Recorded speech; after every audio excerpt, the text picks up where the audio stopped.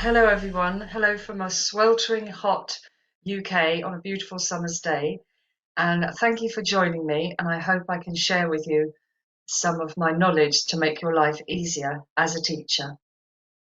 Just going to share my presentation with you. So the topic is how to use Microsoft Forms to grade homework. As for myself, I've been teaching for about 30 years. I have taught French, English, Spanish up to A level, from primary school level to A level. And I've been on a delegation of teachers to Nicaragua to help to train teachers teach English.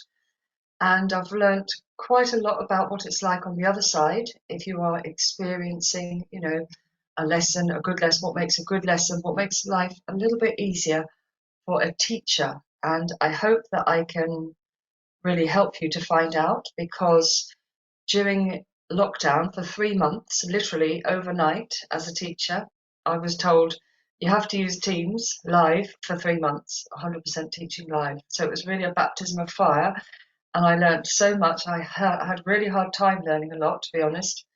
And so I hope that what I can share with you today comes from really like a beginner's aspect, and I hope to be able to make your life a little bit easier in the classroom. So the way that this came about, how I learned about Microsoft Forms, is I was in the staff room in the department of my new school, where I had been for about a few months, and every Friday at about 2 o'clock, I would see the members of the department bent double over their laptops, trying really hard to set homework, to copy links, to cut and paste, and it looked so stressful, and it was stressful, to have to set homework regularly. It can be stressful. And I looked at this and I thought, wow, this is taking as long as it takes to set the homework, it actually takes the students to do it. And then a few weeks later, we had a PGC student come along, and she told me about setting a quiz. And I thought, that sounds wonderful. So she showed me how to set a quiz for a homework. And not only is it good fun to set, it can be enjoyable to set, and it can actually be enjoyable for the students to do. So I like quizzes because the students love quizzes. They like things like Kahoot and so on. And I think this is just a bit more professional face of doing it than, say, Kahoot. And it's tailored and it's monitored by yourself, the teacher. And it has a competitive edge. And I have set quizzes after a lesson. So if there's some vocabulary, it could be after an English, it could be any subject. And I have set quizzes for students based on the vocabulary I've taught, and it can be differentiated, from shorter words, sentences to longer ones. And the good thing about this is you can see if parents have viewed the quiz, and you can see the time that students have spent on the quiz, and it can, if you inform your future planning and your future assessment. So this is why I think it's a good form to use for homework. And it's been after this, during the pandemic and so on, we've been encouraged less as teachers to take books in for marking. As you know, we tend not to mark books. We mark scripts and so on. We do so, in a controlled fashion. So it is a good way of setting no paper home learning, if you like.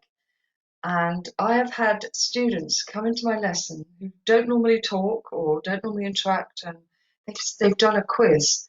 And I can see that they've done a quiz, and I can send feedback to the head of year. I can say well done to them, and we have some meaningful interaction. It's a success story.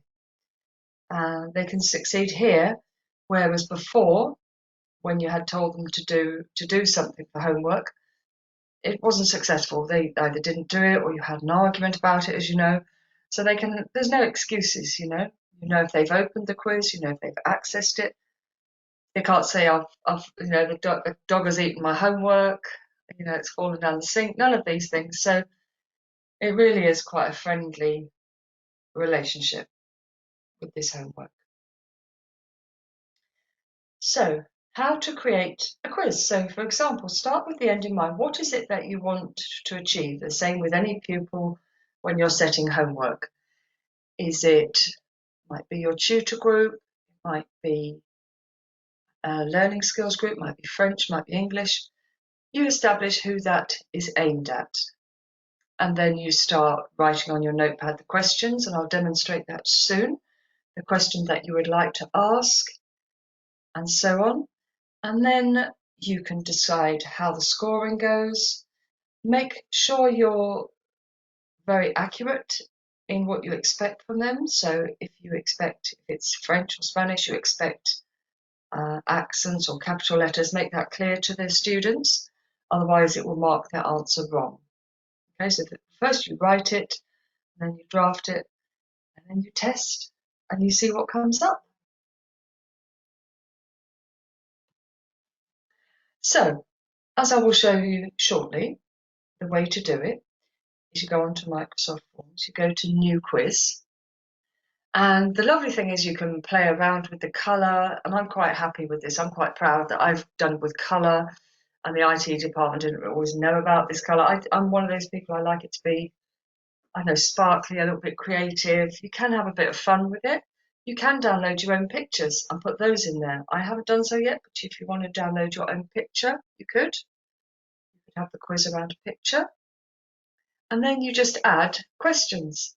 And it's quite fun. I quite got into it in a big way, you know.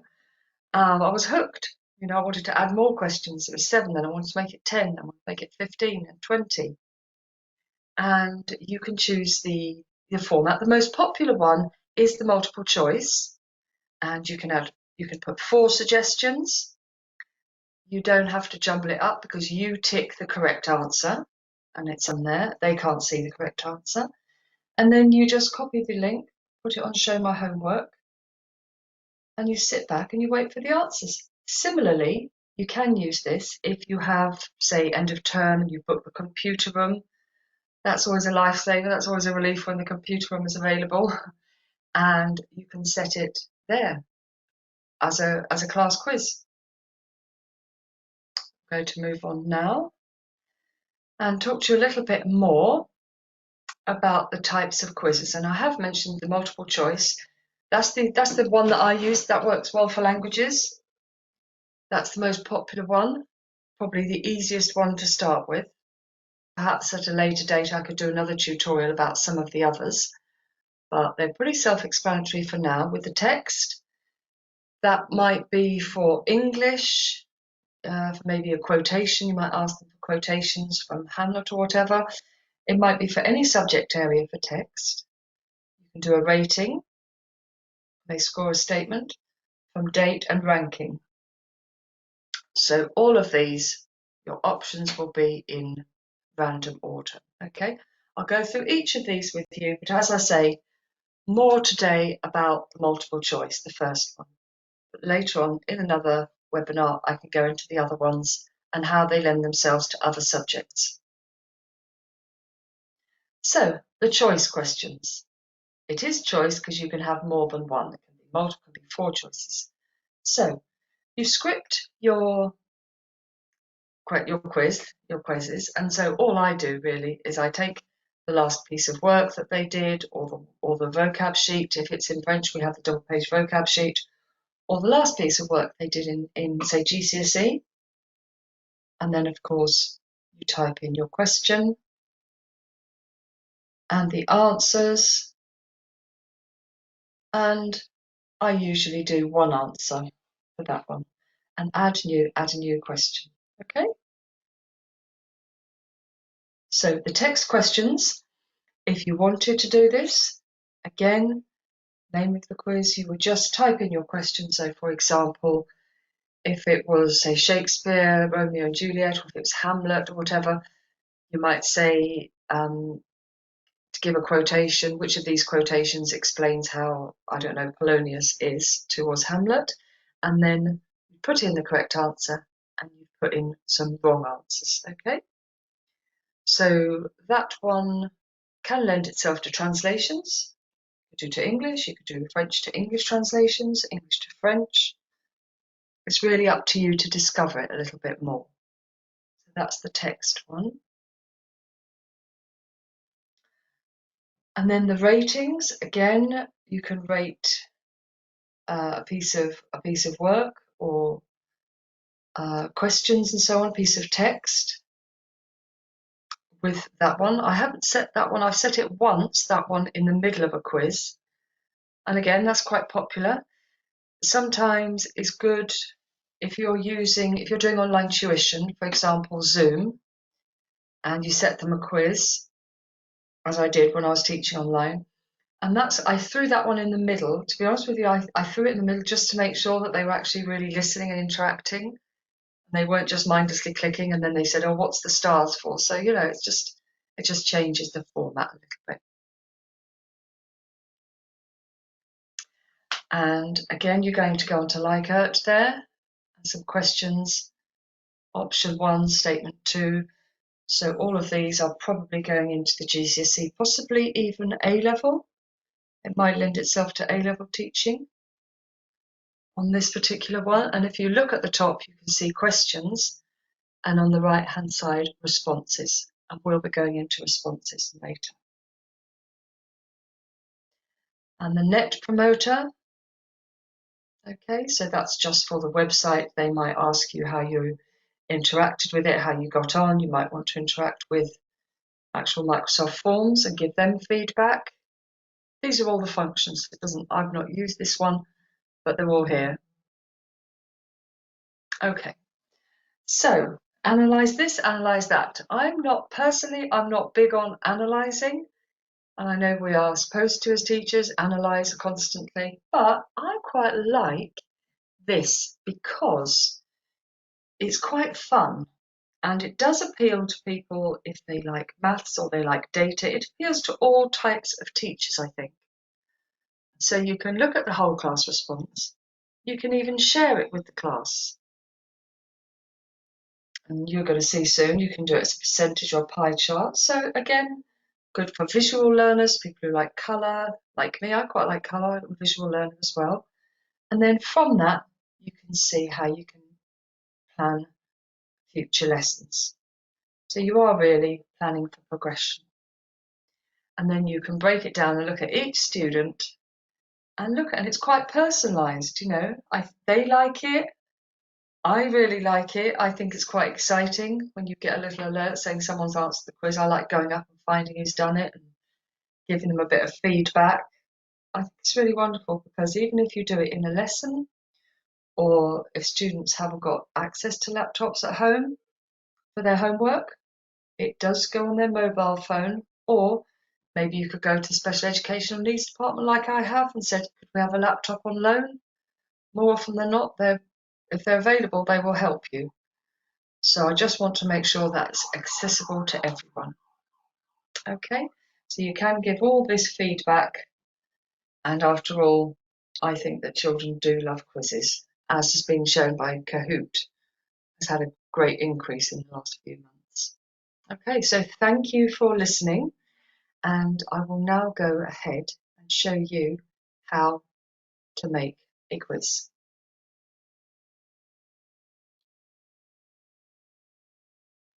So I'm going to go to the Chrome, and I've typed in, as you can see, Microsoft Forms.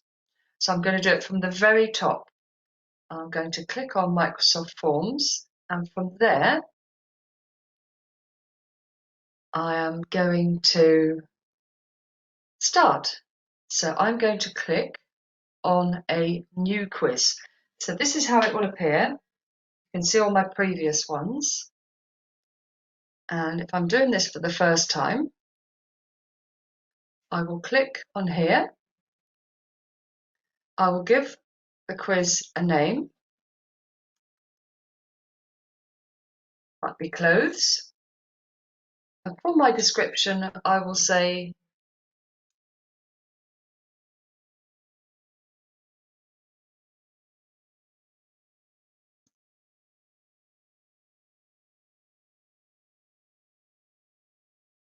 so if it's French or Spanish, make sure that they write the accent. Okay, so now I'm going to give a name. So this is the multiple, I'm going to use choice. So my first question, I'm going to keep it really, really easy, something very, very basic. What is the French for this? Okay, so option 1, I'm going to put la jupe. Option 2, la robe. And I'm just going to tick that because that is the correct answer. Okay, so I'm going to make it short and sweet here. And this one obviously won't show up on their screen that it is the correct answer, but when you send them the quiz, it will self-mark. Okay, and sometimes, just to add, I have noticed pupils will go back 3 or 4 times to redo the quiz until they get a better score, and sometimes even 100%.